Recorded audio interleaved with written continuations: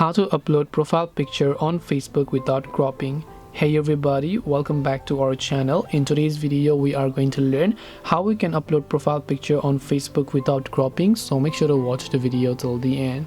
Now the problem here is pretty much very simple. You open up the Facebook application and then you just go to your profile page, you tap on your profile picture. Maybe you want to upload a new profile picture, so you select the select profile picture option, but then when you select a new profile picture you can see it will simply crop it automatically. So what I can do is I can simply go ahead and tap this little cropped icon that you can find here, and I can simply drag the positions manually to the maximum. So just because it is showing in circle doesn't mean it will crop it in circle. It will still crop it in the full square size over here, but only when someone clicks on it, it will show up in this little circle here. So it's really not a big thing to worry about. As long as a photo actually fits within the circle, you can select that and then hit the done option in order to go ahead and then basically upload your profile picture. So hope this video helped you guys. If you have got any more questions, then feel free to also leave them down below.